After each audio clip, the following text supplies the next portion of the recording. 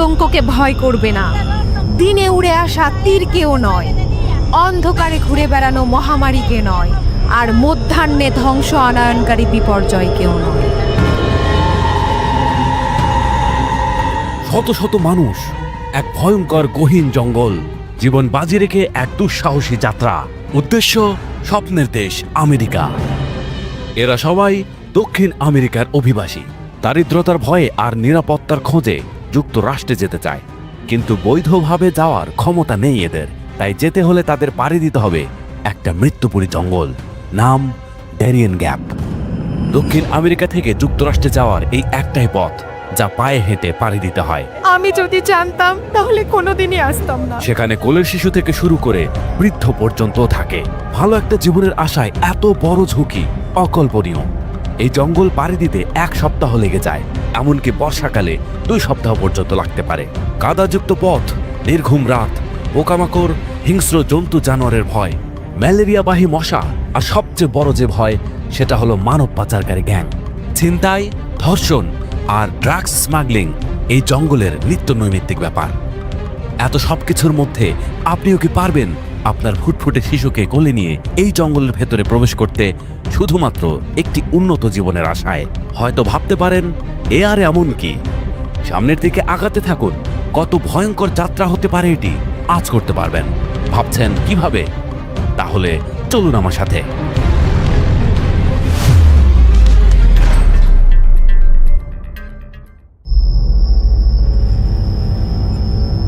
ওর নাম সনি, তার 2 কন্যা, 1 ছেলে। তার সাথে আছে তার ভাই ও তার ভাইয়ের ছেলে। এই 5 জন মিলে ভয়ঙ্কর ড্যারিয়েন গ্যাপ পাড়ি দিবে। আমার আঙ্কেল কোনোভাবে আসতে দিতে চায়নি। আমি আমার ছোট 2 মেয়েকে নিয়ে ভয়ে আছি। তাদের একজনের বয়স 2 আর আরেকজনের বয়স 3। ভোরে আলো ফোটার সাথে সাথেই তারা যাত্রা শুরু করলো।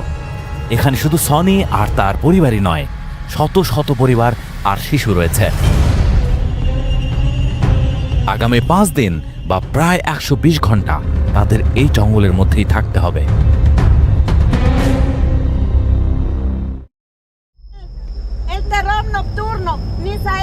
আরেকটি দল এভাবেই প্রার্থনা করছে যাত্রা শুরুর আগে, কিন্তু এই পথে প্রার্থনার চেয়ে টাকা ভালো সিদ্ধান্ত নিতে পারে। সবাই অপেক্ষা করছে আগামীকালের যাত্রা শুরুর জন্য।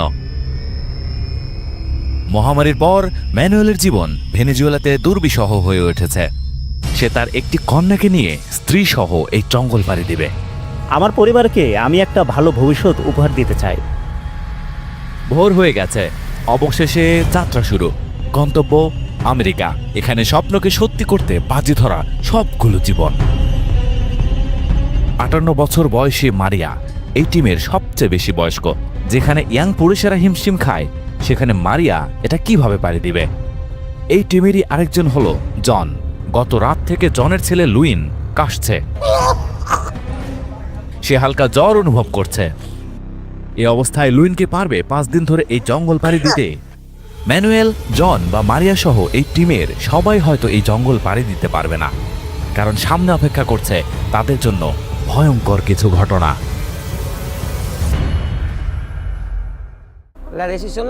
আমি এই সিদ্ধান্তটি নেই তখনই যখন একদিন দেখলাম আমার ছেলেকে সকালবেলা বিছানায়। তার সমস্ত হাড়হাড্ডি দেখা যাচ্ছিল। আমি কান্না ধরে রাখতে পারিনি। আমি জানতাম এটা সহজ হবে না। পরে আমি সিদ্ধান্ত নেই তাকে নিয়ে আমি এই জঙ্গল পাড়ি দিব। যাত্রা শুরুর 2য় দিনে আমি তাকে জঙ্গলে হারিয়ে ফেলি।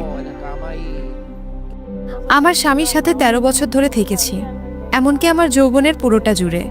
আমার 2 কন্যা সহ আমরা খুব শক্তি নিয়ে যাত্রা শুরু করি। হঠাৎ আমার 2টি মেয়েকে নিয়ে আমার স্বামী পানিতে পড়ে যায়। বিশ্বের সবচেয়ে দীর্ঘতম রাস্তা হলো প্যান আমেরিকান হাইওয়ে। উত্তর আমেরিকা আর দক্ষিণ আমেরিকার সংযোগ সড়ক এটি, কিন্তু একটি জায়গায় এই রাস্তা বিভক্ত। এটাই হলো ড্যারিয়েন গ্যাপ, পানামা আর কলম্বিয়ার সীমান্তবর্তী একটি জঙ্গল। দক্ষিণ আমেরিকা থেকে উন্নত জীবনের আশায় প্রতি বছর লক্ষ লক্ষ মানুষ যুক্তরাষ্ট্রে যেতে চায়, কিন্তু মাঝপথে বাধা হয়ে দাঁড়ায় এই ড্যারিয়েন গ্যাপ, যেখানে রয়েছে ভয়ঙ্কর এক জঙ্গল। এই জঙ্গল এতটাই দুর্গম যে এখানে সে প্যান আমেরিকান হাইওয়ে বানানো সম্ভবই হয়নি। ড্যারিয়েন গ্যাপ জঙ্গল দিয়ে পার হওয়া অভিবাসীদের জন্য নানা ধরনের মারাত্মক ঝুঁকি রয়েছে। প্রথমে আছে প্রকৃতির ভয়, ঘন জঙ্গলে বিষধর সাপ, মশা এবং নানা রকম পোকামাকড়। মশার কামড় থেকে অনেকেই ম্যালেরিয়ায় আক্রান্ত হয়। কাদামাটির পথ, খাড়া পাহাড়ি নদী আর অনিশ্চিত আবহাওয়ার কারণে যাত্রা আরও কঠিন হয়ে ওঠে। প্রাকৃতিক বিপদের বাইরে রয়েছে মানবসৃষ্ট আতঙ্ক। জঙ্গলের ভেতরে নানা ধরনের অপরাধী ও সশস্ত্র গোষ্ঠী সক্রিয় থাকে। এরা ছিনতাই, ডাকাতি, অপহরণ এবং অনেক ক্ষেত্রে হত্যার সাথেও জড়িত। বিশেষ করে নারী অভিবাসীদের জন্য রয়েছে ধর্ষণ ও যৌন সহিংসতার বড় ঝুঁকি। এছাড়া মানব পাচার চক্র, স্মাগলাররাও এই বিপজ্জনক যাত্রায় নিজেদের সুবিধা নেয়। অনেকে প্রতিশ্রুতি দিয়ে ভেতরে ফেলে রেখে যায়, আর অনেকে তাদের হাতে প্রতারিত হয়। ড্রাগস চোরা কারবারও এখানে নিত্যদিনের ঘটনা। সব মিলিয়ে ড্যারিয়েন গ্যাপ অভিবাসীদের জন্য সবচেয়ে ভয়ঙ্কর এবং অনিশ্চিত অংশ, যেখানে প্রতিটি মুহূর্তে রয়েছে রোগ, দুর্ঘটনা আর অপরাধের ঝুঁকি। শুধু 2022 সালেই 146 জন মারা যায় এই জঙ্গলে, যা মিসিং রিপোর্ট হিসেবে দেখানো হয়েছে। 2023 সালে 676 জন নারী যৌন হয়রানি ও ধর্ষণের শিকার হয় এই জঙ্গলে। বুঝতেই পারছেন কতটা ভয়ঙ্কর হতে পারে এই জঙ্গল। এই জঙ্গলটা যে শুধু ভয়ে আর কষ্টে ভরপুর তা কিন্তু নয়। এই জঙ্গলেই বাস করে বিশ্বের সবচেয়ে সুন্দরী নারী উপজাতি, নাম এমবেরা। তাদের শরীরের অভূতপূর্ব বডি পেইন্টিংয়ের জন্য তারা বিখ্যাত। চাইলে তাদের ভিডিওটি দেখে আসতে পারেন, ডেসক্রিপশনে লিংক দেওয়া থাকবে।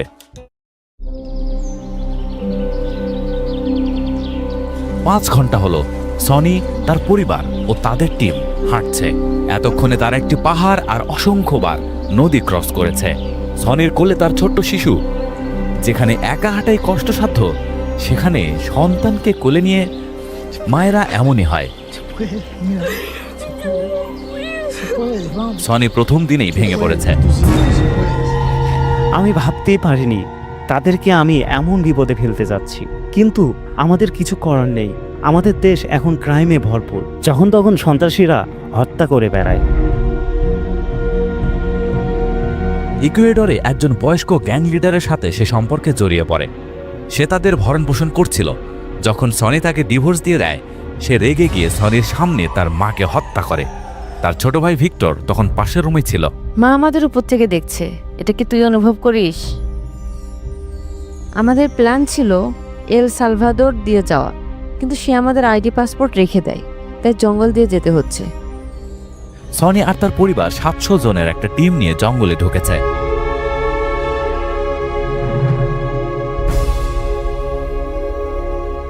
এটা হলো মাইগ্রেন্টদের ক্যাম্প। যেহেতু প্রায় সন্ধ্যা হয়ে গিয়েছে, এখানেই রাত কাটাতে হবে। তারা এখানে একটু ঘুমিয়ে নেবে। কাল সকালে আলো ফোটার সাথে সাথে আবার হাঁটা শুরু করতে হবে।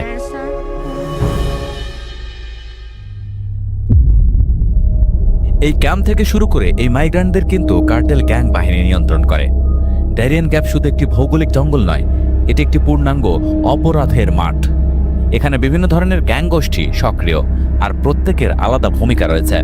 প্রথমে আসে নার্কো কার্টেল, যার মধ্যে সবচেয়ে শক্তিশালী হলো কলম্বিয়ার গালফ ক্ল্যান।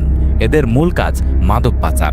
জঙ্গলের মধ্য দিয়ে কোকেইন এবং অন্যান্য মাদক পণ্য উত্তর আমেরিকার পথে পরিবহন করা হয়। এই কার্টেলই মূলত পুরো এলাকার নিয়ন্ত্রণ ধরে রাখে এবং ছোট গ্যাংদেরও ছত্রছায়া দেয়। তবে এরা নিজেরা অভিবাসীদের সরাসরি আক্রমণ করে না, বরং রুট ও অর্থের নিয়ন্ত্রণের মাধ্যমে মানব পাচার থেকে বড় অঙ্কের অর্থ আদায় করে। এরপরে আছে স্থানীয় পাচারকারী চক্র বা কোয়েটি। অভিবাসীরা বিপজ্জনক পথ পাড়ি দিতে এদের ভাড়া করে, কিন্তু এরা অনেক সময় প্রতারণা করে, মাঝপথে ফেলে যায়, অতিরিক্ত অর্থ দাবি করে কিংবা দুর্বল নারী পুরুষের উপর যৌন নিপীড়নের মতো অপরাধ সংগঠিত করে। তৃতীয়ত, এখানে আছে লোকাল ডাকাত ও ছোট অপরাধী গ্যাং। এদের মূল লক্ষ্য ডাকাতি ও ছিনতাই। অভিবাসীদের কাছ থেকে অর্থ, গহনা, মোবাইল বা কাপড় পর্যন্ত লুট করতে এরা দ্বিধা করে না। সর্বশেষে রয়েছে কার্টেলের সহযোগী ছোট দুষ্কৃতিকারী দল। এরা মাদক ও চোরাচালানের কাজের পাশাপাশি অভিবাসীদের শারীরিক নির্যাতন, অপহরণ আর নারীদের উপর যৌন সহিংসতায় সম্পৃক্ত। সবকিছু মিলিয়ে ড্যারিয়েন গ্যাপ প্রমাণ করে স্বপ্নের আমেরিকার পথে সবচেয়ে বড় বাধা শুধু প্রাকৃতিক দুর্যোগ নয়, বরং মানুষের লোভ, অপরাধ আর সংগঠিত সহিংসতার জাল। এখানে প্রতিটি পদক্ষেপ ঝুঁকির মুখে। কার হাতে ধরা পড়বে সেটাই অনিশ্চিত।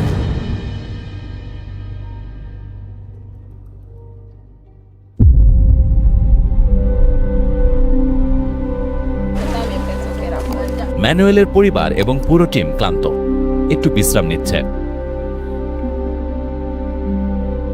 এই শিশুটি তার বাবা মাকে হারিয়ে ফেলেছে।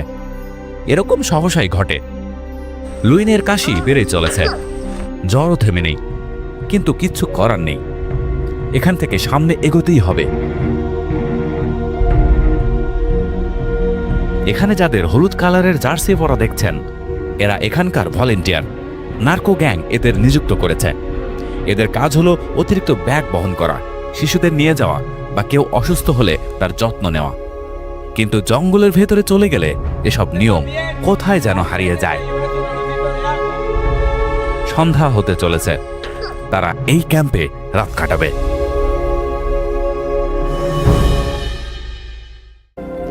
আমি বুঝতে পারিনি কিভাবে আমার ছেলেকে আমি হারিয়ে ফেললাম। জঙ্গলের ভেতরে খুব কঠিন ছিল।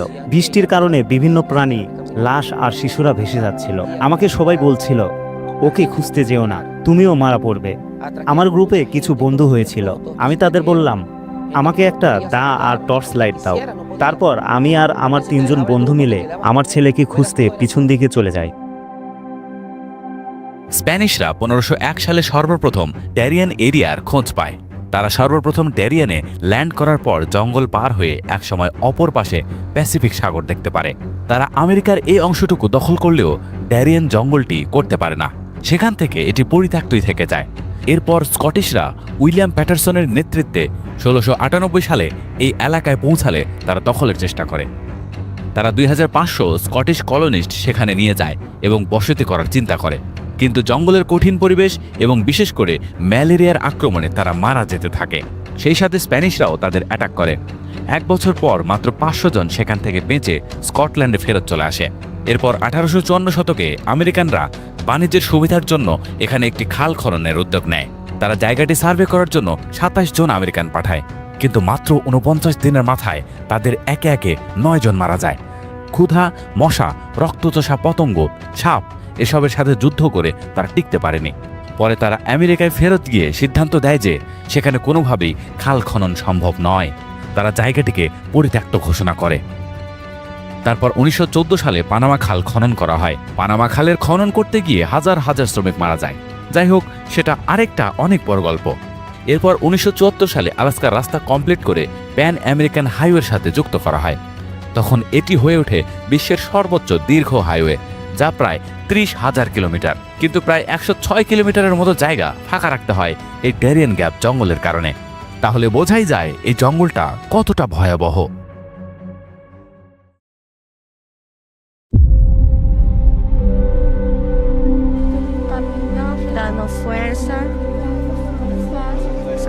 সনি আর তার টিমের আজকে দ্বিতীয় দিন জঙ্গলে। আবার যাত্রা শুরু। এখন থেকে জঙ্গলের সবচেয়ে বিপজ্জনক অংশের শুরু। তাই মহিলা এবং শিশুদের লাইনের মাঝখানে এবং পুরুষদের তাদের ঘিরে পথ চলতে হবে। আমি খুব চিন্তিত। আমাদের সাথে কি ঘটতে যাচ্ছে জানি না। তারা আমাদের রেপ করতে পারে, বাচ্চাদের সাথে কিছু করতে পারে, আমাদের মালপত্র ছিনিয়ে নিতে পারে। খাড়া পাহাড়, এভাবেই খুব ধীরে ধীরে হাঁটতে হবে। একবার পা মচকালে নিশ্চিত মৃত্যু। কখনো পাহাড়, আবার কখনো নদী।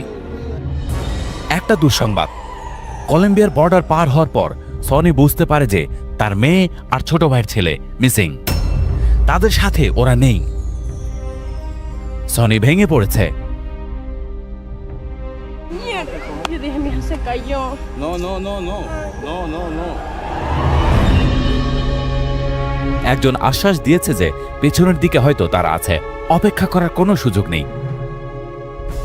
এরকম খাড়া পিচ্ছিল রাস্তায় উঠতে ও নামতে হবে।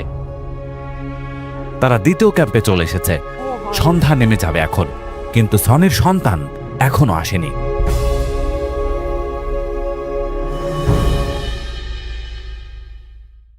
আমার 2 জন সন্তান সহ আমার স্বামী পানিতে পড়ে যাওয়ার পর এক অদ্ভুত ঘটনা ঘটে।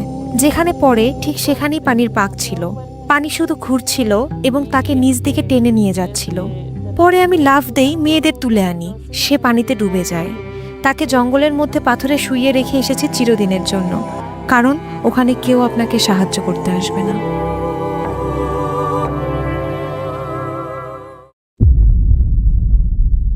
অন্যদিকে ম্যানুয়েলের গ্রুপে পরের দিন সকালে আবার যাত্রা শুরু। এখানে অস্থায়ী তাঁবু করে তারা রাতে ছিল। সরু রাস্তায় এখানে জ্যাম পড়ে গেছে। Tráfico de personas, el cual su niño, cualquier amigo se lo puede llevar cualquiera y puede vender su órgano.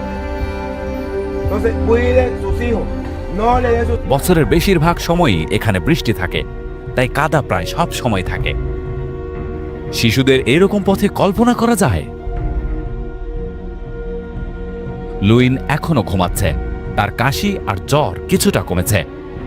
আস্তে আস্তে এভাবে এগোতে হবে সবাইকে, এখনো অনেক পথ বাকি। বৃদ্ধ মারিয়া এখনো সুস্থ হয়ে আছে। গ্রীষ্মকালে যদি পথ এমন হয়, একবার বর্ষাকালের কথা চিন্তা করুন। অনেক দূর তারা হেঁটে এসেছে, সামনে একটা সামিট পয়েন্ট।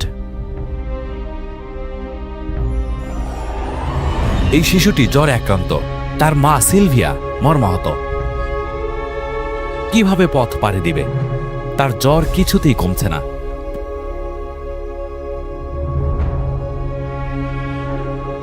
পথ দেখেই বোঝা যাচ্ছে কি পরিমাণ মানুষ এই দিক দিয়ে চলাফেরা করে। এই লোকটি খালি পায়ে হাঁটছে, একটু অসাবধান হলেই পা ভেঙে যাওয়ার ঝুঁকি, সাথে মৃত্যু।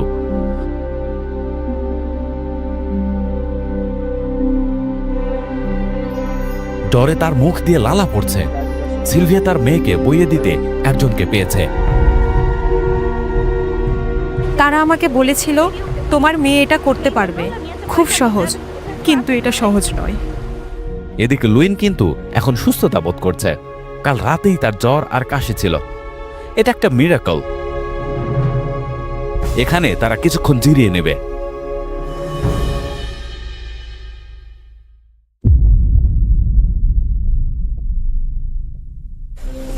সনি তার পা নিয়ে চিন্তিত, এটা অনেক ব্যথা করছে। সারা রাত আমার মেয়ের জন্য আমি কেঁদেছি আর চিন্তা করেছি সে কি খাচ্ছে, কিভাবে এই পথগুলো পার হচ্ছে। প্রায় 12 ঘন্টা হাঁটার পর তারা আরেকটি ক্যাম্পে এসেছে।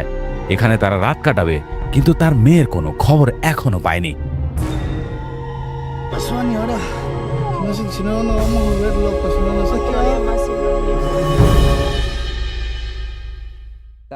আমার ছেলেটাকে খুঁজতে যাওয়ার সময় আমার দুইজন বন্ধুও আমার সাথে যায়। তারা বলে যদি তোমার ছেলেকে না পাই তাহলে তোমার এইটাই মেনে নিতে হবে।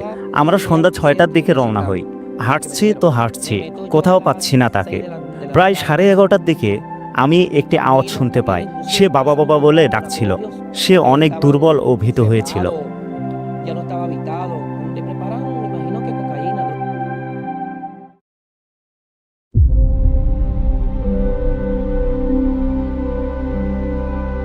পাথুরে নদীর মধ্যে এভাবেই হাঁটতে হয়, যে কোনো সময় পা মচকাতে পারে। এই জায়গাটি খুবই বিপজ্জনক, একজন একজন করে উঠতে হয়। ধীরে ধীরে পথ কঠিনই হতে চলেছে। আমি যদি জানতাম তাহলে কোনোদিনই আসতাম না। এটা অনেক কষ্টের, অনেক ভয়ানক। এটা মনে রাখতে হলে বেঁচে থাকা দরকার যে কতটা ভয়ানক এই জঙ্গল। আবারও পথ চলা শুরু।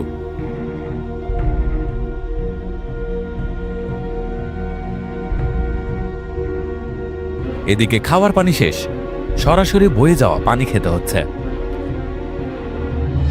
আর অল্প কিছু পথ বাকি আছে। পাথরের নদী পারাপারে পায়ের জন্য সবচেয়ে বিপজ্জনক।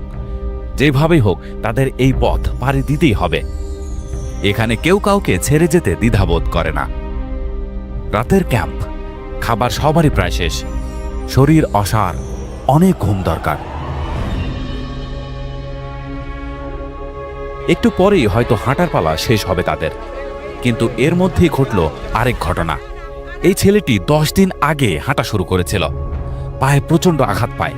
তার টিমের সবাই তাকে ফেলে রেখে চলে যায়। প্রায় 4 দিন ধরে সে এখানেই বসে আছে। এই দলের সাথে দেখা না হলে তার মৃত্যু নিশ্চিত ছিল। তার আগে খাবার দরকার। তাকে স্ট্রেচারে করে নিয়ে যাওয়ার সিদ্ধান্ত হয়। হাজার হোক, আমরা তো মানুষ, যতক্ষণ পারা যায় একে অপরকে সহযোগিতা করতেই থাকি। অবশেষে সে যেন নতুন জীবন খুঁজে পেল। তাকে এভাবে নিয়ে যাওয়া কিন্তু সহজ ছিল না। এই দলের কেউই পেছনে পড়েনি, এমনকি অ্যানা, যে কিনা জ্বরে পড়েছিল, তাকেও একজন কাঁধে করে নিয়ে এসেছে। No, a mí me toca esperar ahí a la señora. এখানে প্রচণ্ড গরম, যা অসহনীয়। অবশেষে তারা নৌকার কাছে চলে এসেছে। এখান থেকে নৌকায় করে তারা ক্যাম্পে চলে যাবে। নৌকায় ভাড়া জন প্রতি $20। ছোট্ট লুইন এখনো সুস্থ আছে, কিন্তু কিছুটা ক্লান্ত। এ যাত্রা হয়তো তাদের ভাগ্য বদলে দিতে পারে। এখন পানামানিয়ান ক্যাম্প থেকে তারা আবার আমেরিকার উদ্দেশ্যে যাত্রা শুরু করবে বাসে। এখনো 3000 কিলোমিটার দূরত্বে সেই স্বপ্নের দেশ।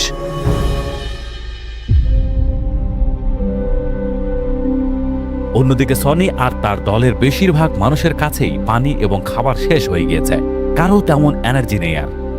তারা বুঝতে পারছে আর অল্প কিছু সময় বাকি আছে, কিন্তু পা যেন চলতেই চাইছে না। অবশেষে তারা চলে এসেছে। তারা সফল হয়েছে, অনেক কষ্টের ফল। তারা যেন মরে গিয়ে আবার বেঁচে উঠেছে। সনের কন্যার সাথে এখনো তার দেখা হয়নি। ক্যাম্পে গিয়ে তারা খুঁজবে।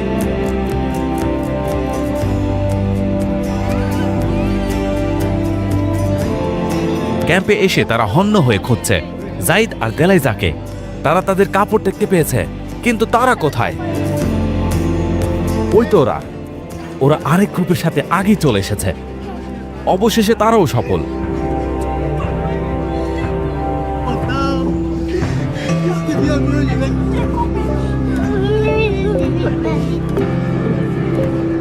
এটা তো শুধু দক্ষিণ আমেরিকার থেকে যুক্তরাষ্ট্রে যাওয়ার ছোট্ট একটি গল্প। তাহলে ভাবুন একবার, সারা পৃথিবী থেকে মানুষ কিভাবে সেখানে ঢোকার চেষ্টা করে। মনে প্রশ্ন জাগে, কি আছে ওই জাদুর দেশটাতে?